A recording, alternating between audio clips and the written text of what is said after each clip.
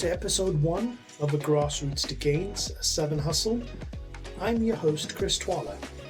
Our mission as a podcast is to uncover the inspiring journeys of entrepreneurs and changemakers, those who are making significant differences in their communities.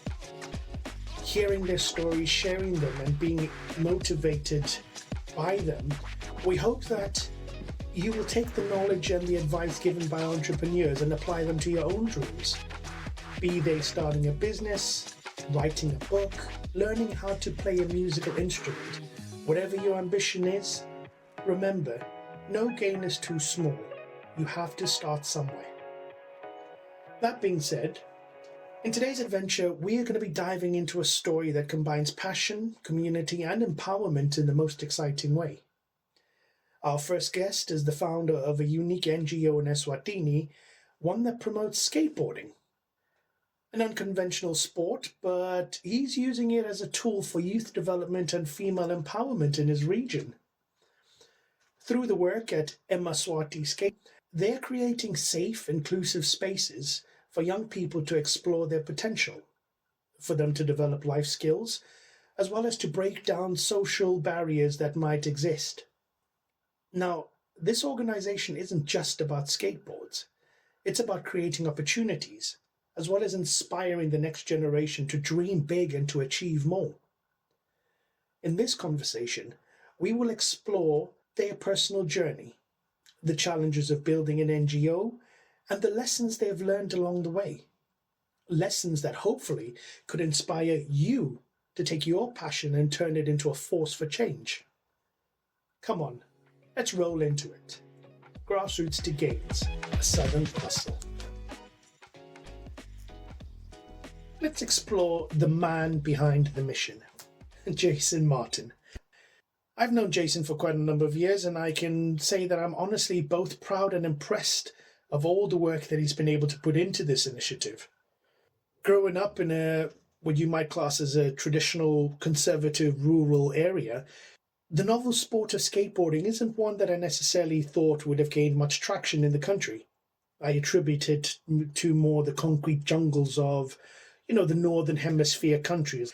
Bringing it down to Eswatini, where the infrastructure might not necessarily be set up in sort of favor of that particular sport, I am pleasantly surprised to see that Jason has been able to gather quite a significant following, and I'd like us to continue to explore exactly what this young man has been able to do and how proud we should all be as Swati members to say that he is one of our own and he's made a significant difference by introducing us to skateboarding.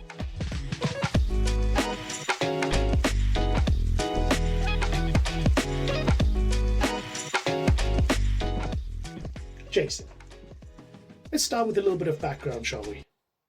Now, do you mind sharing with us how did you first get into skateboarding? And how exactly did that draw you into the idea of using it to make a difference in Eswatini? All right. So I started skateboarding when I was a child. My mom was a skater, and then she always just made sure that I had a skateboard with me at all times. But from that point, when I grew up, I started realizing that, skateboarding was the thing I wanted to be on. I had seen my sister was watching a movie and they pour water over the roof onto this guy who's skating down the road, and his board goes upside down, and so he does this trick where the board's upside down and he flips back onto it and keeps going.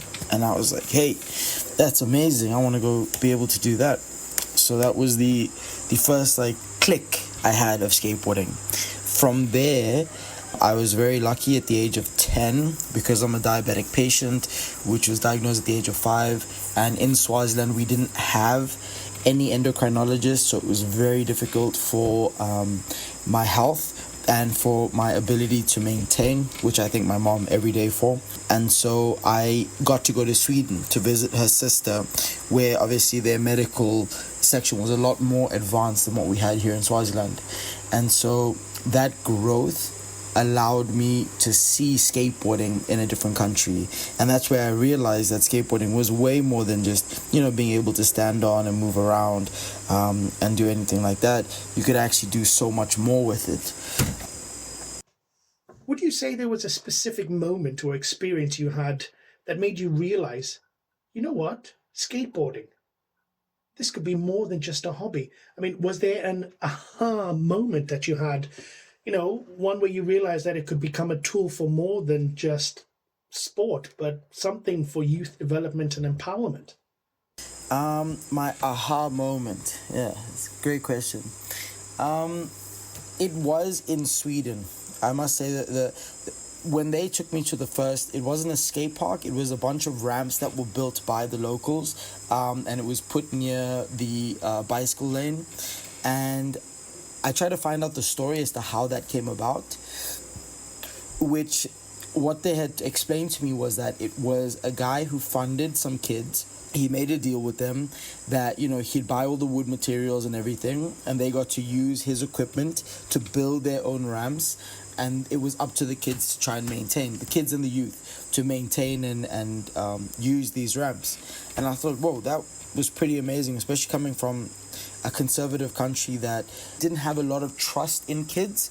It was more so that, we were disciplined, we were shown what to do. And then now I was in a country where they had a lot of freedom and trust in the kids to do these things on their own. And that just sparked something in me to say that, when I'm back home, that's what I want to do. I want to be able to create something that can empower a child to keep going, to keep persevering in his life, that even through hardship and tough times, they shouldn't give up. We very rarely get to learn about failure. And here I was actively learning as I was going about how to fall all the time. And so I thought, wow, if I can just take this back home, this would be the perfect thing. I'd like us to look at your core mission. Now, when you started your organization, did you have a particular mission in mind? And how would you say that it has evolved as you've gained experience and insight into the community's needs? When I was in Sweden, I was 10 years old, and I saw how the unity of the skaters work together. And when I would go to South Africa, the same thing, because now I had to travel constantly to South Africa just to get medication. And it was the same thing. My mom would always try and get me to a skate park. And all the skaters were very helpful, very kind. And it was an interesting factor, especially being part of a group that stands out the most. And so that growth essentially is what I wanted to use in Eswatini. I knew that nobody was doing it here. I mean, I'm very young at the time, but I knew no one was doing it here. I know everyone was always curious when I had my skateboard and were getting more involved and more invested with it. So this was when I decided at about the age of 10, 11, that I wanted to do something with skateboarding in the country. Look, I'm glad that we got a chance to sort of feel the heart behind your work. Now let's talk about what it takes to actually bring your vision to life. Starting an NGO. Now, man, that is no small feat, and I am in awe of what you've done. Are you able to explain the journey of creating your initial base camp and how you decided to take that journey, that base camp, and how does that relate to you labeling yourselves as an NGO? Was there a particular reason behind being classed as an NGO? Is there any benefits of being an NGO versus just being a general company that offers the sport? Oh, the NGO. Okay. Yeah, there's a lot with the NGO. So starting the NGO in the country was not super difficult. So I had always wanted to, since 10 years old, it was my dream to build Swaziland's first skate park. And wherever I traveled in South Africa, if I got lucky enough to travel further than South Africa, I would constantly be talking about this is what I want to do. And, they always say about talk things into fruition, and this was one of those scenarios. And because I was always actively talking, whenever I'd leave the country, I was no longer Jason Martin, I was now Emaswati Skate. I was out there trying to promote skateboarding in the country to try and get more following, more people behind it. And in doing so, there was a gentleman who was having a project in Mozambique. It was his first one about building a skate park in an African country. And he had people traveling through the country, and they had put them in link with me. And then my cousin ended up going to help with the build of that skateboard, because unfortunately I was too busy at the time. And all of that ended in him coming to meet me personally and trying to see what we could do together. And this was just before COVID time. And in this time, he said that, it's best to have an NGO registered because it allows you to be able to ask for funding, persevere, push, and build things like this. And I thought that's a great idea, especially in a country that doesn't have skateboarding. Registering it as a business didn't make sense because it would be starting off as a failing business, as there wasn't enough push in the country for that. So I wanted to do something that gave back first, that created, say, the consumer basis, and then go into a slight more passion of the business side of things so that it could be sustainable over a long period. But having had a project under my belt and knowing how to work as an NGO that is more for the people and giving back. And with that in mind, so he helped me register the company. Luckily, Swaziland is very connected, so it was very easy to ask the right friends to be able to point me in the right direction of how to get it registered. Registering the company, the NGO, was among the trickiest. I wouldn't say it was super difficult, but so when you register an NGO, you need board members. It's not like a company where you can be a sole proprietor. You do need other people to help accountable for your actions and your measures. Now, in doing so, I always had to think about who were core people that I could use, that knew what it was we were trying to do, but at the same time would not steer away from their values. The one most important thing that I always said about starting an NGO is that I wanted to be as transparent as possible. I wanted to be in a situation that I could allow for people to see what it was that we were doing, but also have access to everything that we're doing so that they can see it's a development stage, not something that's trying to, that could fall victim to corruption. So it was getting those right people on board. Also, we underwent COVID during that time, so being locked down just as we started the NGO was also another really difficult situation for us. But the way we made it through was to not stop. We just kept talking to the right people, kept maneuvering, kept showing them what it is that we wanted, and through time and trial, all true colors end up getting revealed. And so we saw who wasn't ready to be on the NGO and who was capable of being on the NGO. That selection process was not the easiest, but having people show their true colors at the right times allowed us to see that their core values weren't in the development of the NGO. And this is how we finally got to our 3 board members, which made the most sense for us. And and now we're all working together to push and make things go.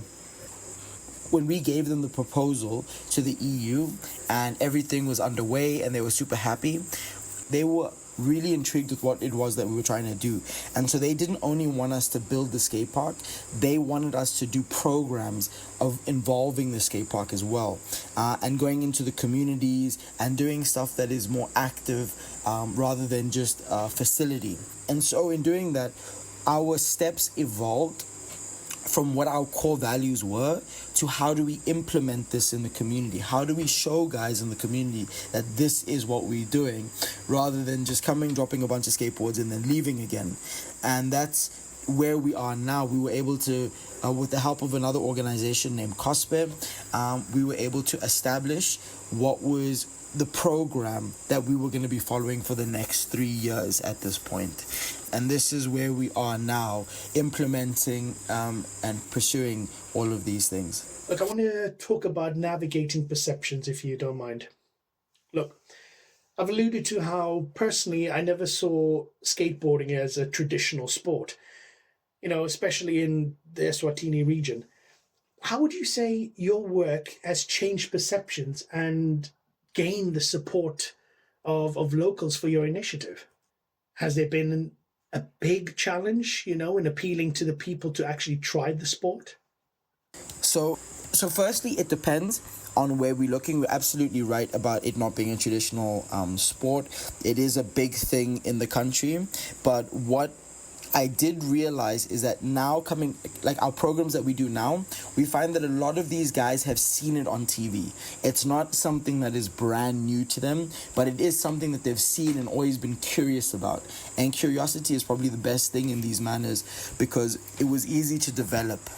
Also, when I initially had to go and negotiate with chiefs of the areas, because we've set up 3 mini ramps in 3 communities, Sportkosini, Intlambeni, and Gotloza, which Sportkosini is just outside in Baban, Intlambeni is just outside of Menzini, and Gotloza is just outside of Hlatikulu.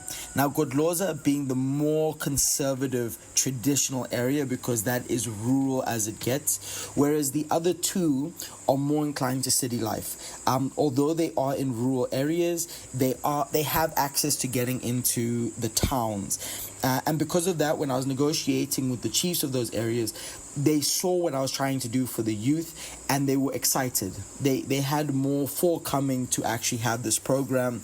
They were very excited to get it moving, get it pushing for their people. And I thought that was it was very interesting. It was very relieving to know that even the elderly were partaking in wanting something like this to cultivate and develop their youth and their mindsets. The communities are great. I love being in the community. I love being in the rural areas. Having something like this set up for them is so encouraging to watch. The communities have always been very engaging. They have been very, very much the type who want to learn this, and also the ability of their progression has been something that has been so fascinating to me. I've always known the Emaswati people are one of the most skilled and just never having the opportunity to develop that skill, but being in the communities and giving them this opportunity, I've seen that ability and I've seen them pushing and being able to grow. So their response towards the efforts have been very positive, very exciting. Are you able to explore in a bit more detail the perception of individual cost? The purchase of equipment, helmets, just buying the skateboard in itself, the cost of the activity, and the idea that injuries might occur as a result of you participating in this sport. Okay, cost. Yeah, cost is a big one. Look, a skateboard is not cheap. And skate shoes, the activity in itself is probably among the most expensive. When you starting out and developing for the first time, you're not willing to spend I sell skateboards of good quality for 2,000 emelangeni or rand. And that is not a cheap price. For that amount, you could do a lot. That's rent for some people.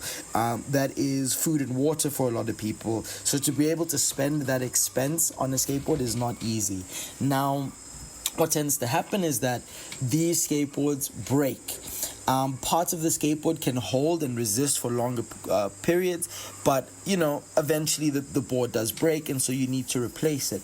And this is about an every 2 to 3 month cost if you're an active progressive skater. This could be a 1 or 2 year cost if you're a beginner and you're developing.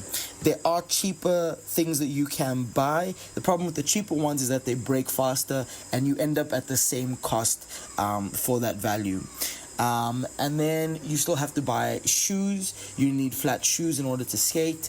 And because the grip tape, which is the top part of the skateboard, is sandpaper, it wears through your shoes. It's constantly eating your shoes. So now you also have to spend a lot of money on shoes. And then, of which we started in the park, we call ourselves the patch crew, which is just teaching guys how to ensure that your shoes last longer by making patches, glue, fabric. So it becomes an arts and crafts thing, but it also helps show people that you can prolong things without being ashamed that a hole has developed, which I found in Swaziland is a very effective and good thing to teach, especially the youth. The other costs are Injuries. Well, we had spoken about injuries. So our skate park, our main skate park, has only had 2 severe injuries. We are looking into insuring it, which is the next part of the next programs that we're trying to enable.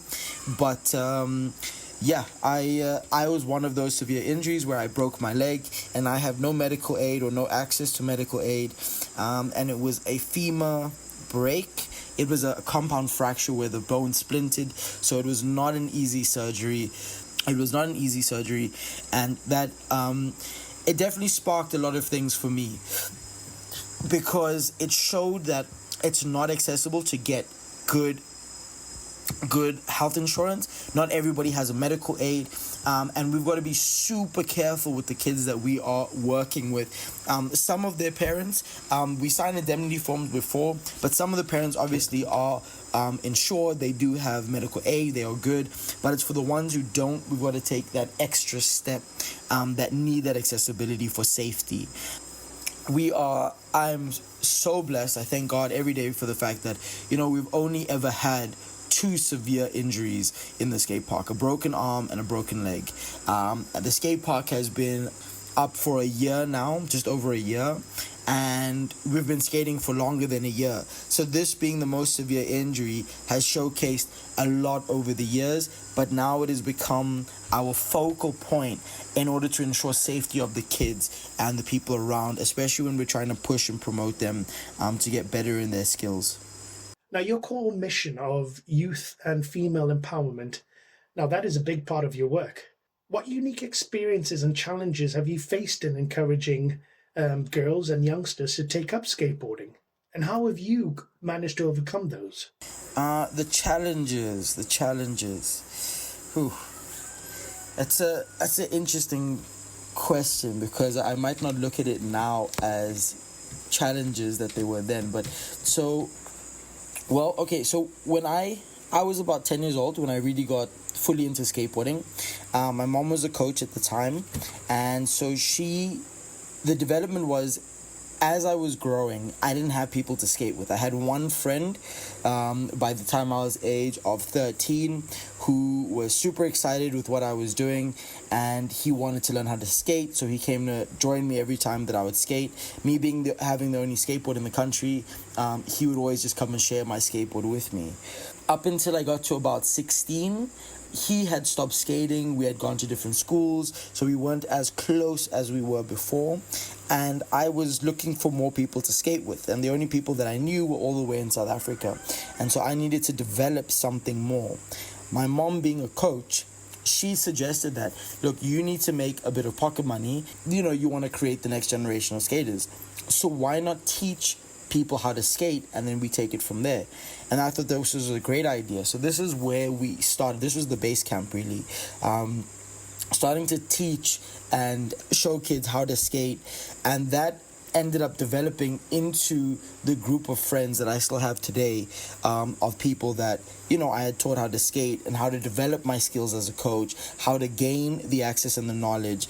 Because from there, we ended up doing kids camps of diversity. I wanted to show that there's other activities that step outside of the norm, and the norm being, your football, your basketball, stuff that allowed us for development, but in activities that were so unique that it made people look at you differently.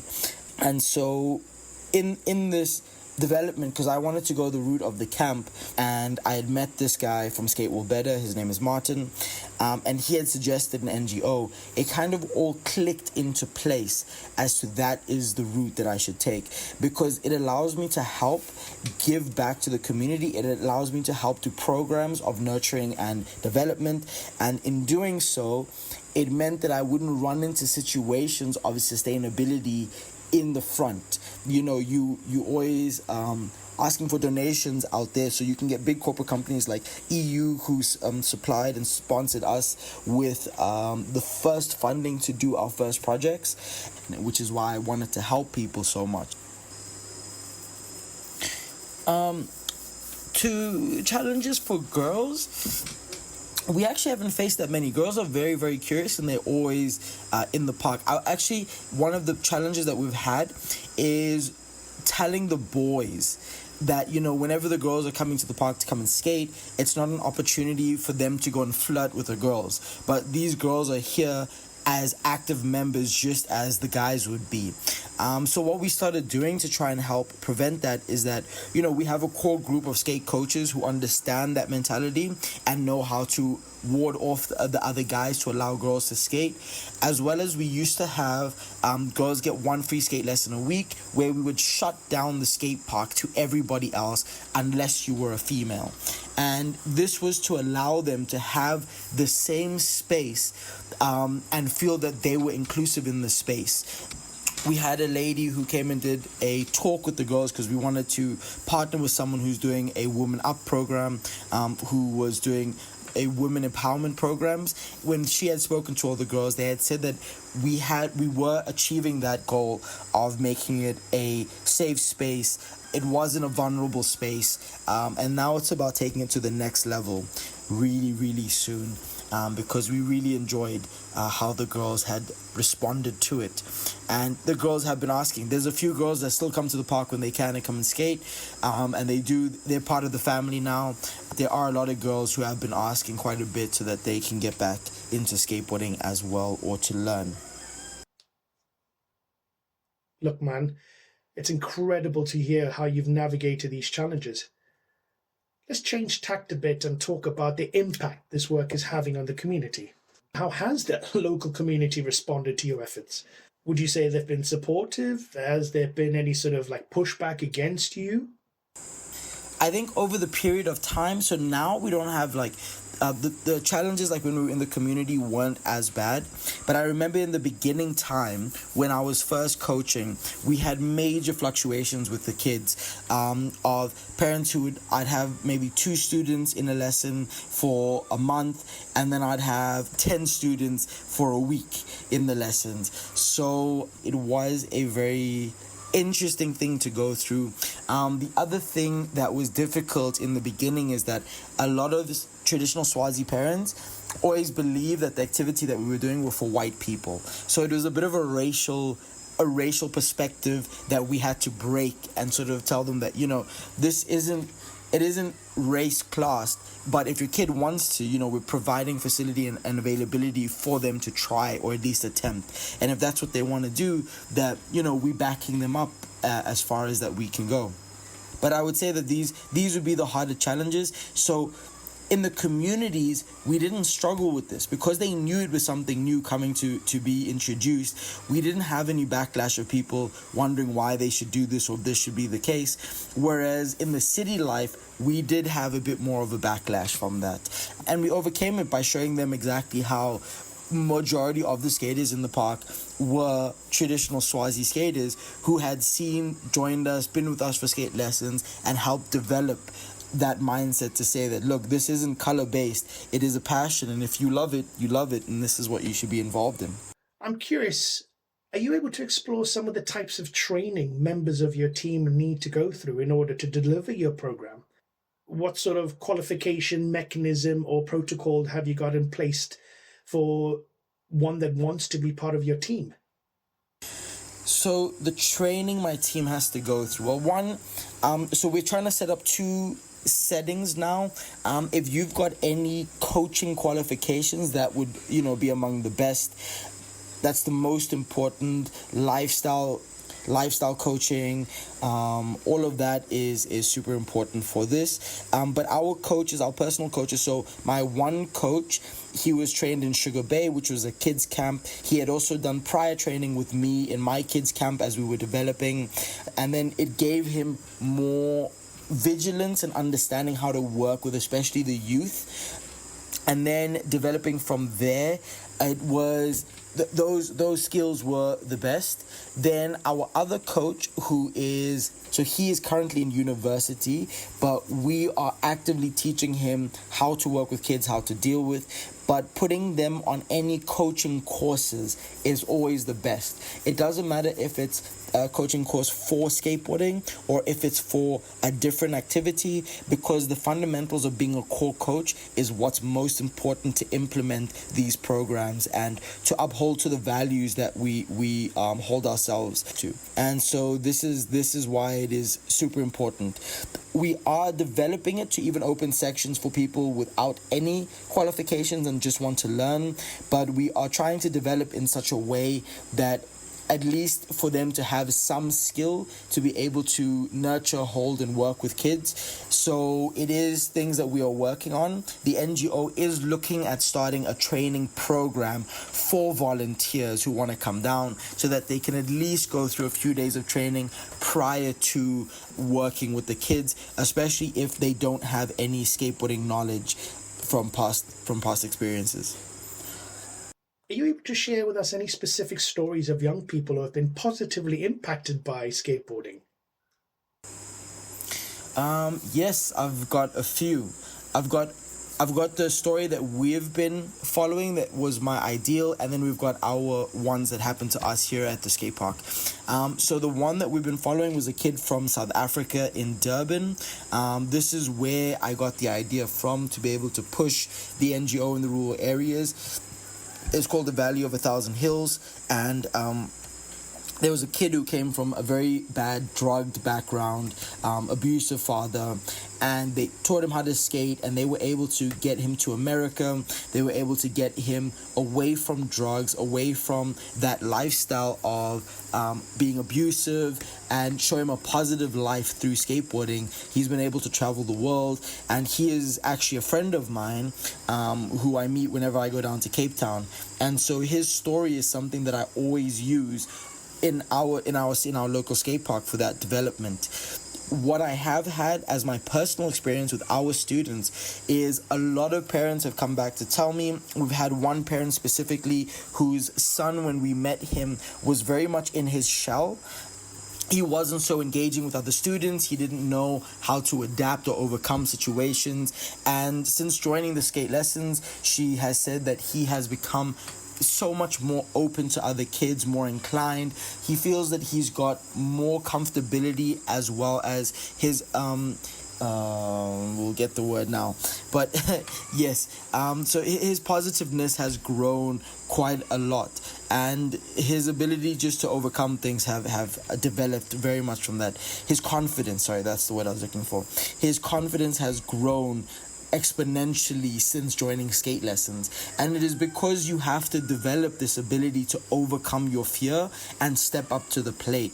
And so his mom keeps telling us all about his developments in school, and then he always accredits skateboarding to be the reason that he was able to come out of that shell, which I find so very impactful. The community programs have only recently started, so we are waiting for those ones to come out. But there was another boy that we had met in the community, which is more of a shorter story.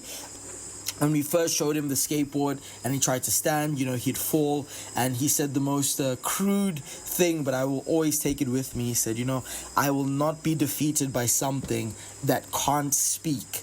And in doing so, by the time we came back to that community, he had mastered how to stand on his skateboard, how to roll up the ramp and come down.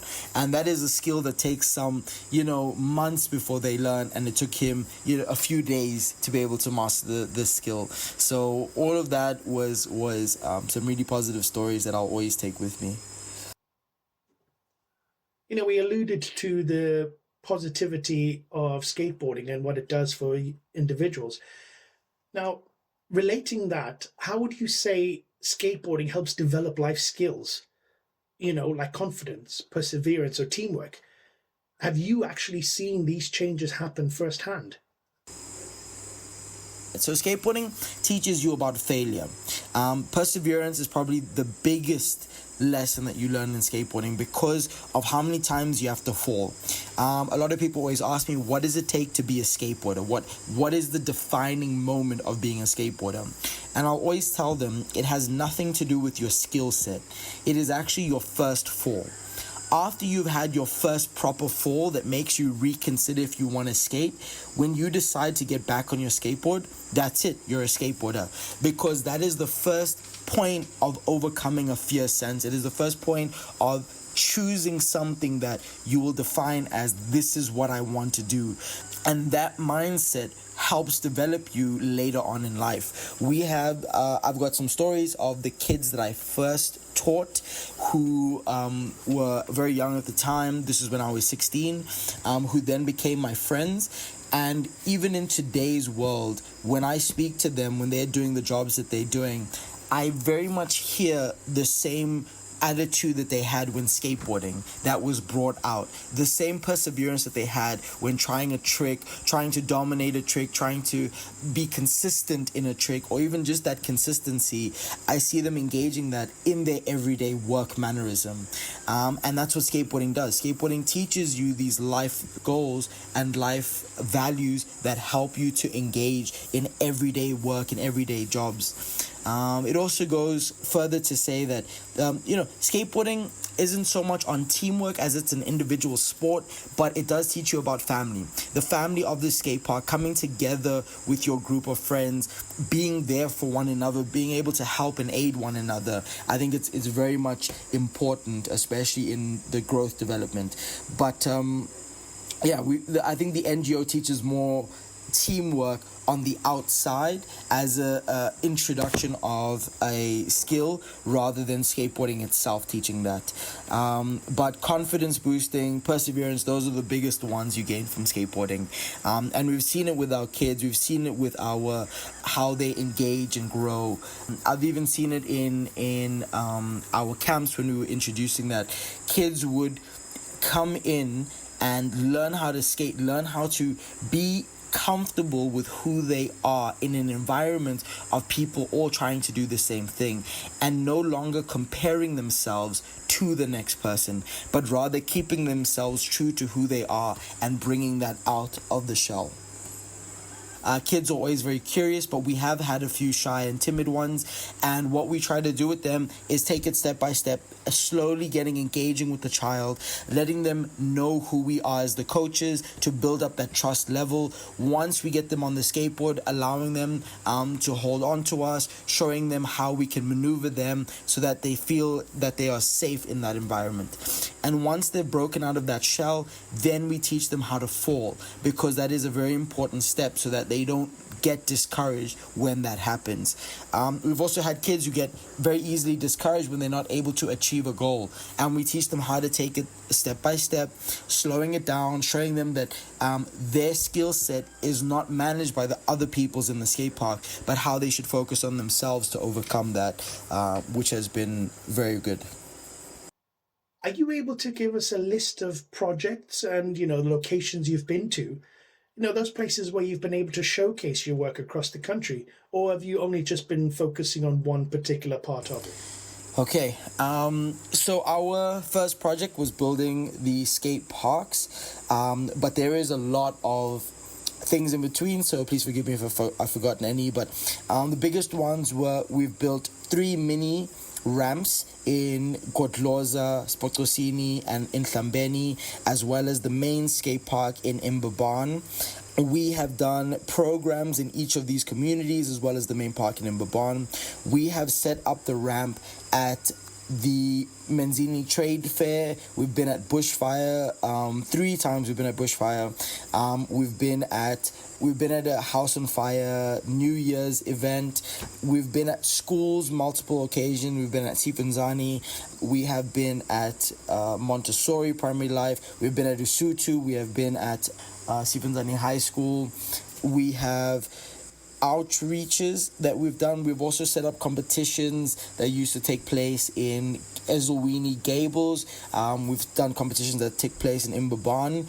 A lot of these things started out of the backyard of my house, where I built my own ramps, of which we use now to take to all these places to set up, so that it's not only isolated to the skate park.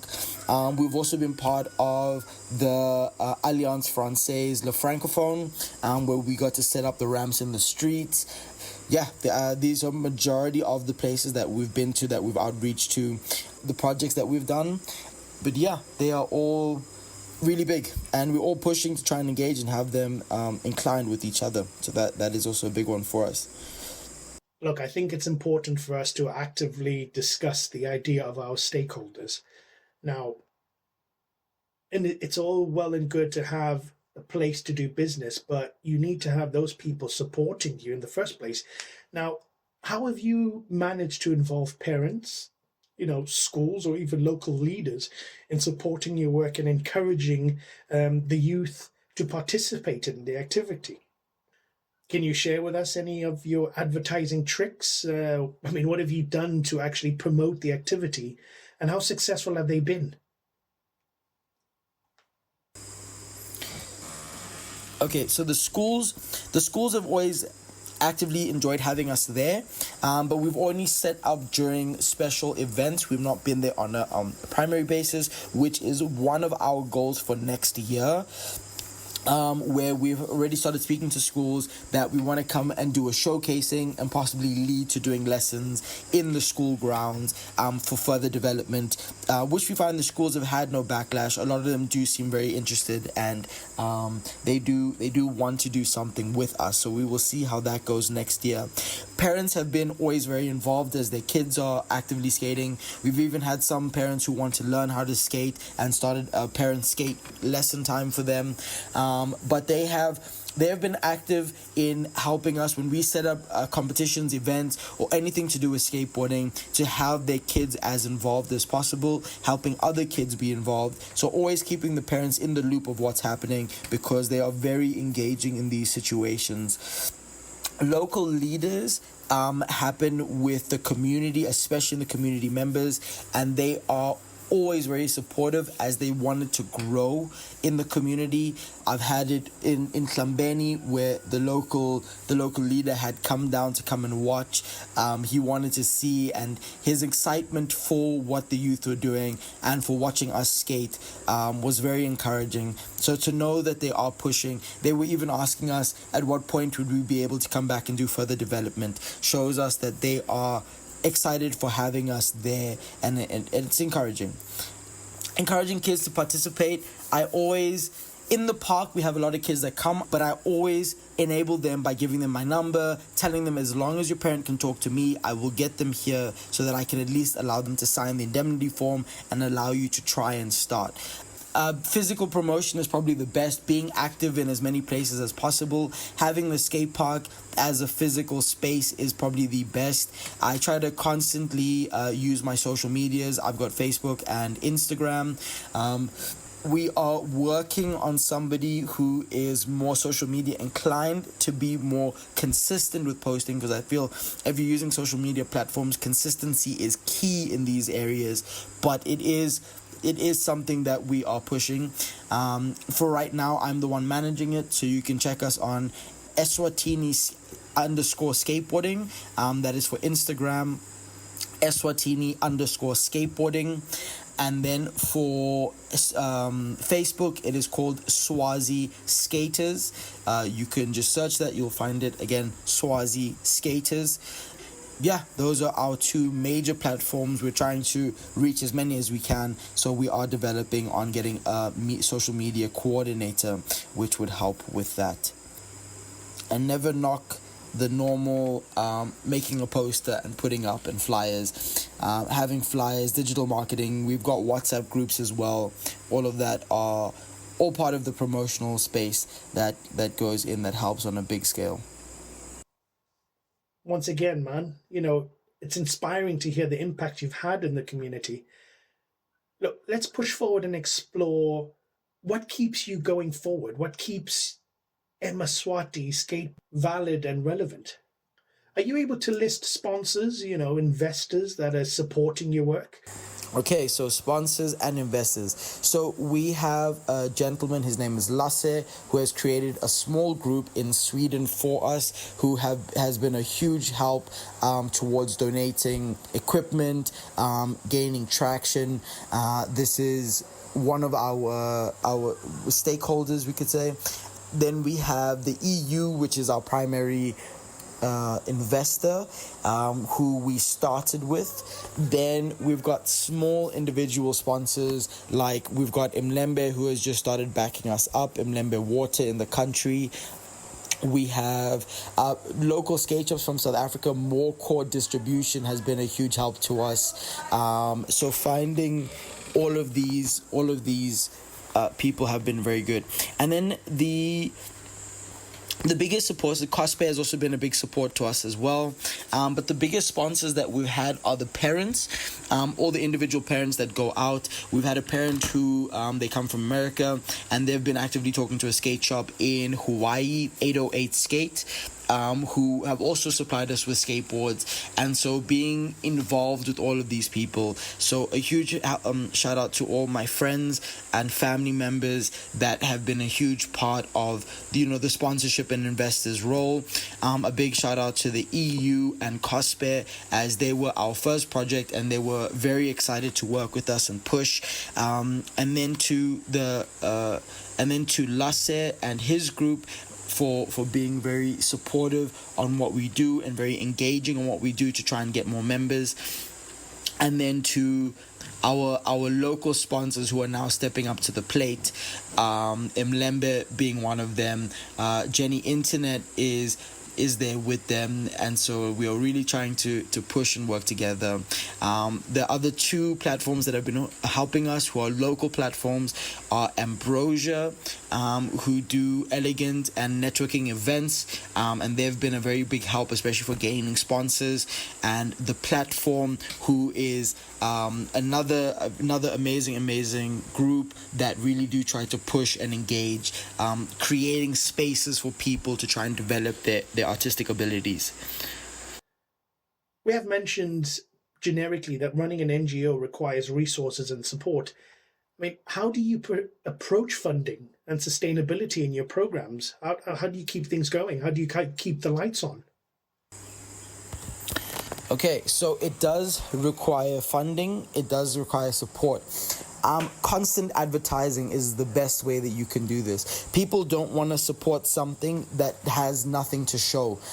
In the beginning, what we did is we tied with another organization called Skate World Better, who had by that point already 3 skate park builds, and was an established skate park builders, an NGO that was already established.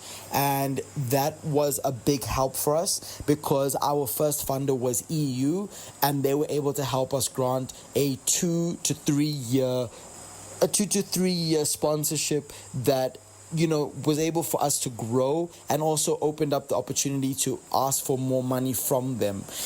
So being in situations like this are probably the best and the most key. Going to bigger corporate sponsors that can help you over an extended period is always the most helpful. We've then tied with a lot of small individual things around the country. For example, we are now tied with Bushfire as setting the ramp up there as an active space. This has allowed us to meet more sponsors, more people who want to be active with Emaswati Skate on different settings. So this is also very important. This is our most sustainable way of moving forward. It's just always and never waiting until the money that's been donated to you or the contract that you have with someone finishes before you ask the next person. Already a year into your contract or program, where you still have a year left, if it's a 2-year program, or if it's a 2-month program, after the first month, you're already actively asking people. It's something that doesn't stop until you have maybe, say, a 20-year contract. But those are very few and far to come between. But helping that push and being with people like that really do help on the long basis. And never stopping, never giving up. Just constantly asking as many people, the more people you know that will point you in the right direction, more people that can help show you who the right person to talk to is, and never stop talking about the passion. This is how it has all come to fruition and helped work. And so this is how we've gained the funding for the programs. And why do you think those people, those organizations, see the potential in your initiative? Why do I think they see potential in my initiative? Because I show them. It's so funny to say, but I don't stop. I think one thing that I've always said to a lot of people, without being arrogant about this statement, is that I will not wait for somebody to say no. I will actively push and keep persevering to show people that this is what it is.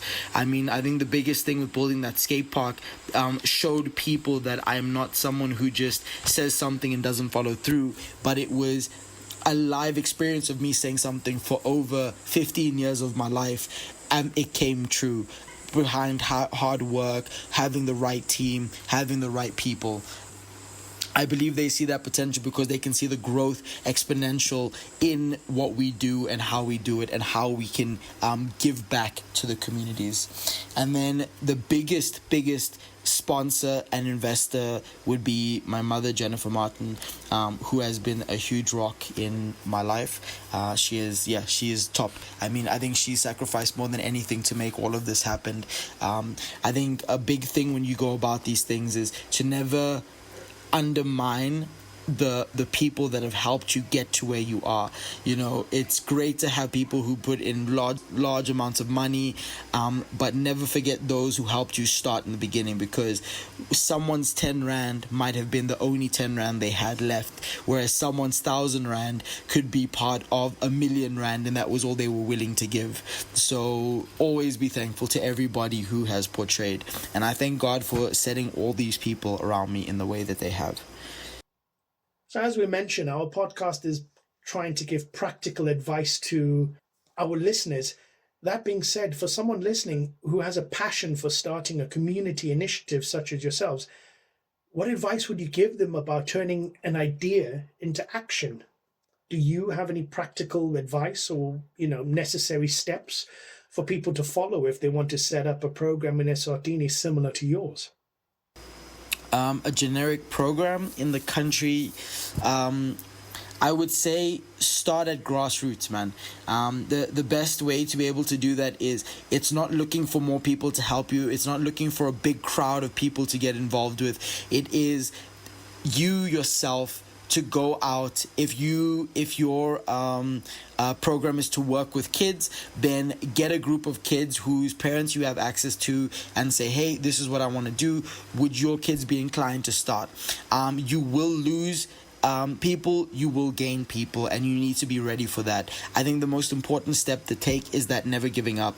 And the reason I'm enforcing that so much is because a lot of people might say that, I've been doing this for a year, I didn't give up, and then nothing happened. I had to do this for 20 years before something took off. I want to just be very clear about the perseverance level. 20 years of having no people to some people to doing different things to coming back to what I wanted to do. So that never giving up is something that you cannot stop no matter what happens.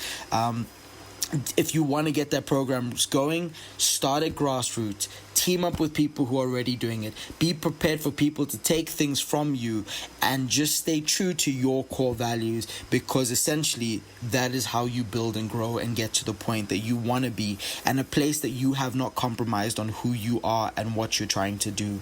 But starting that first program, starting that first grassroots exercise is always the best step to get there. I think the best thing is setting a foreseeable goal. What I mean by a foreseeable goal is that, I wanted to build a skate park. Building a skate park is a foreseeable goal. It is a concrete goal, and then trying to work backwards from there. If they are starting an initiative to do, say, agriculture in the community, having already done an agricultural space of their own, and then taking that to the community leaders to say that this is what I want to introduce, and not giving up. If one community says no, go to the next community, not being discouraged by one negative feedback. They need to be willing to say that 100 people will say no. For every 100 no's, they get one yes. And I feel that is the most positive way to go about looking at it. To take the physical action is to start talking and follow suit with what you're talking. Whatever you write down, it needs to be the same thing that you're speaking about, to the point where you're following the actions that you're stating. And your actions might change, but as long as the goal is the same, the movements that you take to get to that goal will always be evolving, will always be adjusting, but never give up on the ideal goal. If that is, like I said, mine was building a skate park, and here I am, and now I'm adjusting as we go along. Look, let's explore lessons learned, eh? Now, looking back on your journey, is there a particular lesson or experience that has shaped you to lead and grow your organization in a particular way? I'm curious as well, how do you feel you have personally grown as a result of this initiative? There has been a lot of experiences and growth points. Absolutely, there has been so much that I've gone through that have shown me which ones are good, which ones are bad, which routes to go, what do I want to stick with. But one of the greatest sayings that I ever learned was that a dumb man learns from his own mistakes. A smart man learns from others' mistakes. And yes, we can all be a little silly or a little bit dumb sometimes, there's nothing wrong with that. But what I understood from that saying is, like, even in growing in this NGO, my mother had started basketball in the country years ago, and I listened to all the things that she had gone through and their difficulties. I'm very lucky in this sense that I have not gone through them, but having her experiences have helped shape me into doing my experiences better. Watching how people treat each other in different organizations, watching what happens and how people go about what they do has helped allow me to adjust and build and grow from that level. But it's been really good. I think some harder ones is learning the value of, say, for example, taking my ramp out to a place and using my own money to be able to do so, and getting to a point where not compromising on my value to say that, look, this is what it costs to get me out here. I'm happy to not charge for my own use, but in order to move, these things are a major cost to me. So if anybody wants that, they need to at least be able to meet me halfway in taking care of that cost, and all of that, because then my give back is that I'm giving out my time, my availability. Also putting my time as a high value. As I develop and I grow, there's a lot of people that I want to help and try to give back to, but as someone once said to me, I can't give back to charity if I'm charity myself. And so that has also helped me put a value on my time, so that it increases and pushes people to say that, right, okay, this is where I'm at, this is what I'm doing. So if you can't fit into that time, it is difficult for me to adjust, as this is the setting that I've set for myself. And a lot of people will respect you for that. You'll lose a lot of people, but that respect has helped grow me as a leader, especially to overcome a lot of things. I suppose when somebody's starting an initiative or business similar to yours, the thought of legacy does sort of play a part in it. What do you hope your organization's long-term impact will be? Not just in Eswatini, but, in the broader conversation of youth and gender empowerment. The organization's long-term impact, I would like to create a space that doesn't involve people needing to have a suit and tie to have achieved the goal that they've set for themselves. Creating a safe and vulnerable space that allows people to be who they are when they want to be what they are, but doing so in a manner that allows them to feel free, that it's not sort of gated or pulled down or feeling like, you know, you have to have a certain skill level or certain skill set, but just being part of the bigger family, and being able to connect all these people with each other to say that, look, our family isn't just this skate park, it's every skate park around the world. And whenever you travel with that skateboard, that is your ticket to meeting someone new, engaging with someone new, and meeting someone that, you know, can encourage, lift you up, take you to a new level. Yeah, I think that would be the long-term impact of what we're trying to do. It's quite a lot you've shared with us so far, man. Thanks for that. Look, let's talk about where you're headed next. Future plans. Okay. What's next for Emaswati? Are there any exciting projects or initiatives coming up that you're particularly excited about? Anything you're able to share with us so that we can potentially shout it out from the rooftops and get more people to join as much as possible? The next plans for the NGO. Yes, great. We got lots. The main plan. So the next we're doing what's going to be the national skate competition in the country, which will be the 14th of December. That's where our minds are right now. That is the close future. What will then take place after that is that we are going on to the schools outreach programs, which start next year. We are then doing our next big program will be to outreaching to the Manzini region to build a skate park, another big skate park for them, and potentially starting a program that we can get inclined with our African brothers in Botswana and see how we can work together and how that pushes.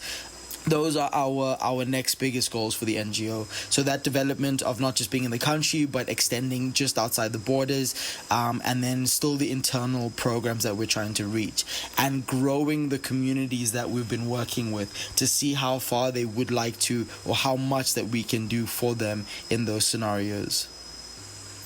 Any projects that I'm excited about? I'm super excited about the skate competition that's taking place, because we want to get international people to come down and partake in it as well. But then I feel like the school's outreach program is a big one. Yeah, it's actually tough to say. I think I'm excited about all of the programs. It's a lot of work, but I always get super excited when I'm out there doing that work, being with the involvement with the communities, being with the people. It is something that I can never take back on. But yeah, the contest is one of the biggest ones I'm excited for, and so is doing the school's outreach program next year.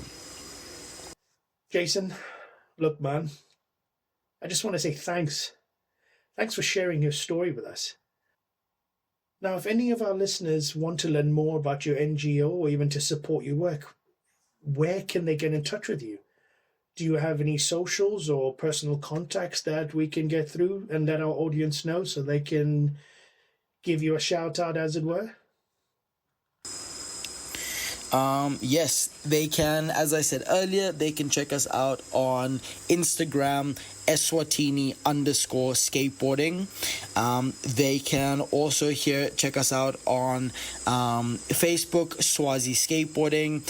They can shoot us a message. We'll give out our profile. If someone wants to help us make an website, that would be amazing.